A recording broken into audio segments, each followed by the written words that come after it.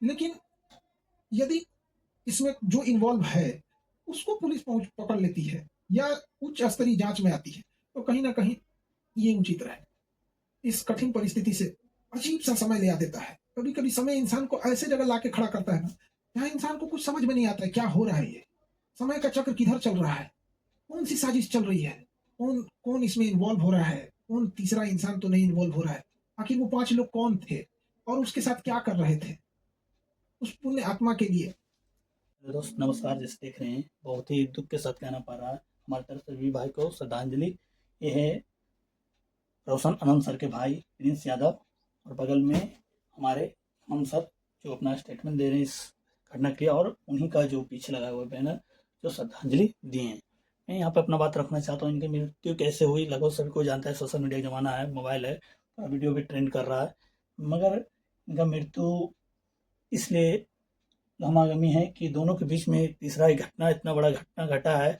और इनका जो भाई है, जो डायरेक्टर है ज्ञान बिंदु के, रोशन आनंद सर, जो भी बेल उनका मिला है पेरोल पे, और ये अपने भाई के अंतिम संस्कार में शामिल होने जा रहे हैं। मगर मेरा बात यह है कि इतनी बड़ी घटना घटी है, नेपाल में थे, एक होटल में इसके मृत्यु मिली है। एक होटल में उनका दोस्तों का भी स्टेटमेंट है कि उनका दवाई चलता था, जो भी हो।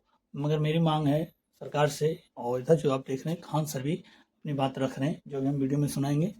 और हम चाहते हैं कि देखिए, आज के डेट में ऐसा भी हो सकता है कि दोनों का आपस शिक्षक विवाद में तीसरा भी फायदा उठा सकता है, और ये तो जांच का विषय है और सरकार यही करेगी, क्योंकि एक तरह से कह सकता है हाई प्रोफाइल मर्डर है।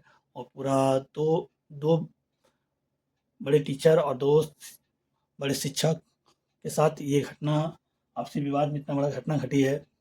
अब देखना यह है इनका जो पोस्टमार्टम रिपोर्ट आएगा तो उसमें क्या निकलता है, फिर आगे क्या होता है वो देखना। मगर अभी चाहते थे कि खान सर क्या कह रहे हैं उसके बारे में सुनते हैं हम लोग। बड़ी दुखद खबर के साथ अचानक से सब चीज चल रहा था। कहीं कुछ कुछ लोगों से कॉल आने लगा कि सर आप न्यूज देखिए, या फिर ऐसे ऐसे घटना हुई है कि रोशन सर के भाई की नेपाल में संदिग्ध स्थिति में डेथ हो गई। तो हमें कुछ देर के लिए विश्वास ही नहीं हुआ। हमको लगा कि ऐसे बोल रहा है सब। आजकल एक न्यूज वगैरह के चक्कर में हमको लगता है साहब हम डांटे भी, तुम लोग को ये सब नहीं समझ में आता है, कुछ ना कुछ बोलते रहता है।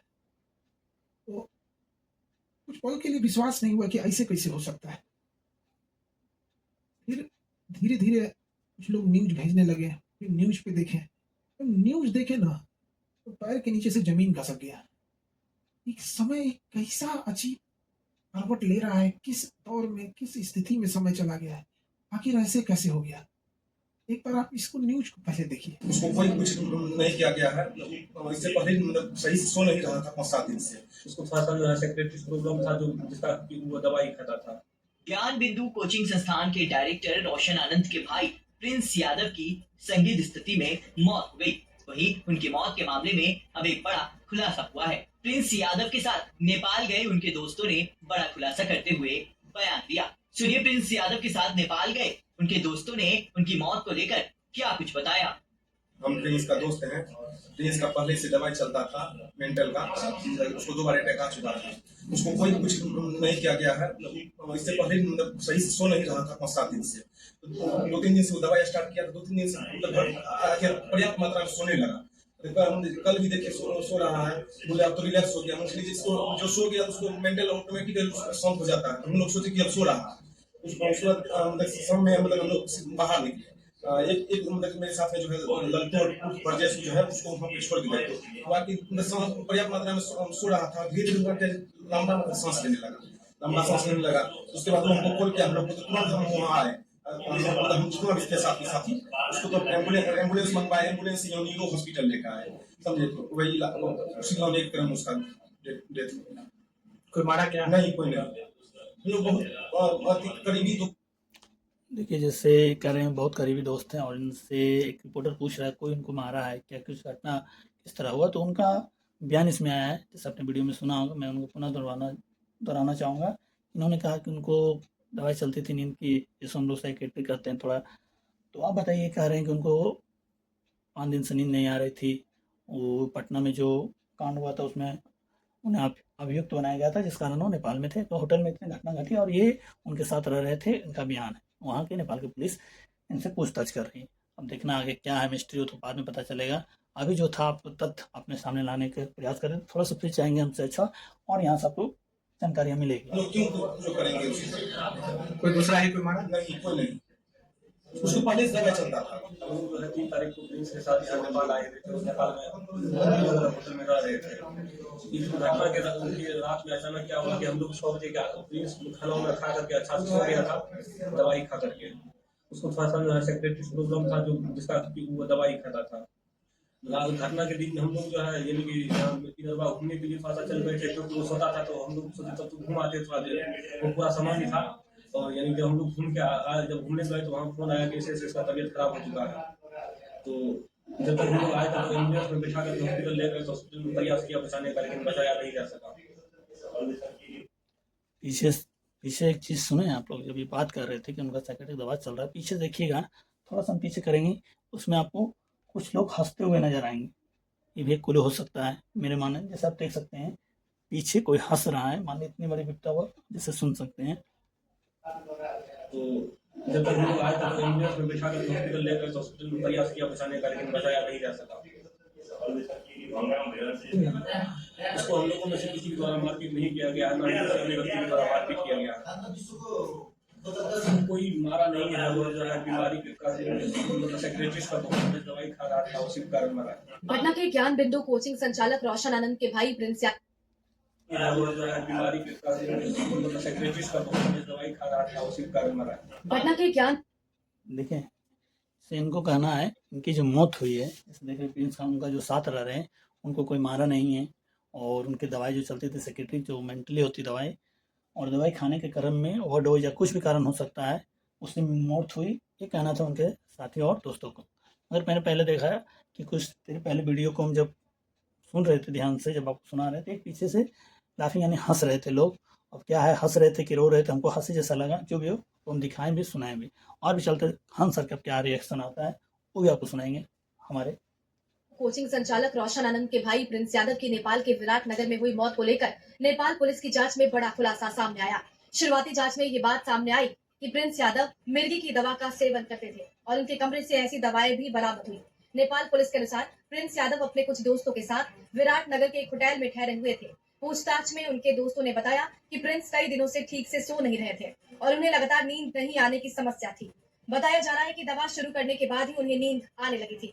जांच के दौरान पुलिस को प्रिंस यादव के कमरे से एपिलेप्सी की दवा मिली है। पुलिस अब ये पता लगाने की कोशिश कर रही है कि वो किस बीमारी का इलाज करा रहे थे और दवा का सेवन डॉक्टर की सलाह पर कर रहे थे या नहीं।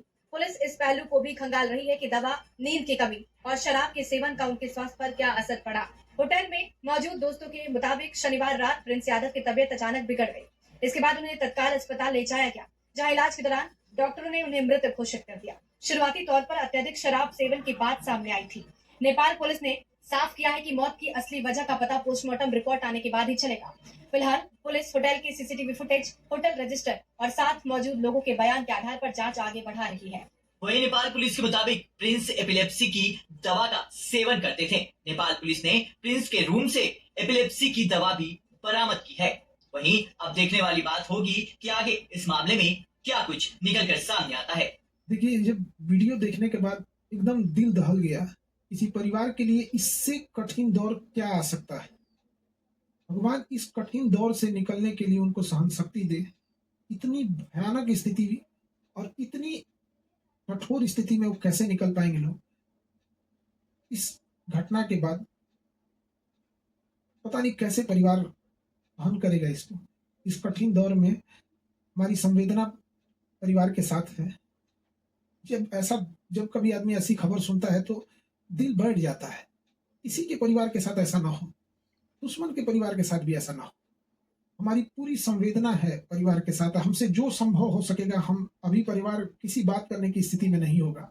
हम इस चीज को समझ सकते हैं कि किसी के साथ ऐसा ना हो, लेकिन हमसे जो प्रयास होगा, हमसे जो कहेंगे लोग, हम वो हर संभव मदद करने को तैयार हैं, चाहे जो कुछ वो कहेंगे। इसमें सबसे जरूरी बात क्या है कि जो मीडिया को काफी संवेदनशील होने की जरूरत है। जो ऑथेंटिक न्यूज है वही चलाएं। अलग अलग इधर उधर अफवाहें या अटकलों पे ना जाए, ये बहुत संवेदनशील मामला है और पुलिस अपना एक ऑफिशियल बयान जारी करे जिससे कि स्पष्ट हो सके चीजें क्या है और जल्दी से जल्दी इसका पोस्टमार्टम रिपोर्ट सार्वजनिक किया जाए। और सबसे ज्यादा जो अजीब सा चीज लग रहा है, ये कोइंसिडेंस, ये कैसे कोई तीसरा इंसान इसमें इन्वॉल्व लग रहा है। आखिर इतनी खतरनाक चीजें, इतनी अमानवीयकृत कैसे कोई कर सकता है? तो इसमें कोई ना कोई तीसरा साजिश जरूर कर रहा है। इसके लिए एक उच्च स्तरीय जांच होनी चाहिए और उच्च स्तरीय जांच की रिपोर्ट को लाया जाए और जो दोषी पाए जाएंगे उनमें एक को भी न छोड़ी जाए। फांसी से नीचे इनकी कोई सजा नहीं होनी चाहिए। आखिर ऐसा किसने, अगर अगर किसी ने इसमें इन्वॉल्व है तो। अभी न्यूज में पता चल रहा है कि अलग अलग न्यूज अलग अलग चला रहे हैं। कृपया करके न्यूज वालों से भी हाथ जोड़ के विनती है, कोई कहता है कि मिर्गी की दवा खाई, एक दूसरा न्यूज देखो तो कोई कह रहा है कि शराब, कोई अलग न्यूज दिखा रहा है, कोई कुछ न्यूज दिखा रहा है। तो कृपया न्यूज वाले ऑथेंटिक चीजों को दर्शाओ। किसी की जान गई है, क्या मिर्गी की दवा कहाँ से थी, कहाँ से लाई गई, इसकी जांच पुलिस सार्वजनिक करे इस मामले को। और जो न्यूज में चल रहा है कि 5 लोगों को हिरासत में लिया गया है, सबसे जरूरी चीज है कि उन 5 लोग कौन कौन से थे, उनको नाम सार्वजनिक किया जाए, उनकी भी जांच होनी चाहिए कि वो आखिर कौन थे। दोस्त के रूप में कोई और तो नहीं था। ये तीसरा एंगल कोई हो भी सकता है, इसमें इस चीज को नकारा नहीं जा सकता है कि जिस तरह से इस मामले को तूल पकड़ाया गया, एक गार्ड का मैटर था, अपना सॉल्व हो जाता इसको, लेकिन इसको इस तरह से तूल पकड़ाया गया इतना बड़े लेवल पे। और इधर ये जब ये घटना सामने आती है तो कुछ समझ में नहीं आता है क्या करें।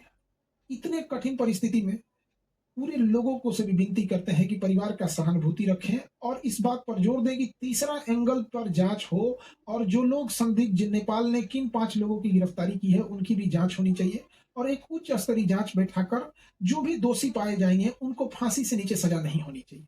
देखिए, जो इंसान अब पुण्य आत्मा अब दुनिया से चली गई, भगवान उनको शांति दे, लेकिन यदि इसमें जो इन्वॉल्व है उसको पुलिस पकड़ लेती है या उच्च स्तरीय जांच में आती है तो कहीं ना कहीं ये उचित रहे। इस कठिन परिस्थिति से अजीब सा समय ले आ देता है। कभी कभी समय इंसान को ऐसे जगह लाके खड़ा करता है ना, जहां इंसान को कुछ समझ में नहीं आता है क्या हो रहा है। ये समय का चक्र किधर चल रहा है, कौन सी साजिश चल रही है, कौन कौन इसमें इन्वॉल्व हो रहा है, कौन तीसरा इंसान तो नहीं इन्वॉल्व हो रहा है। आखिर वो 5 लोग कौन थे और उसके साथ क्या कर रहे थे। उस पुण्य आत्मा के लिए श्रद्धांजलि देते हैं और इस कठिन परिस्थिति में मेरी संवेदना परिवार के साथ है। हमसे जो मदद हो सकेगा, हमसे जितना संभव हो सकेगा, हम उतना सहयोग करने को तैयार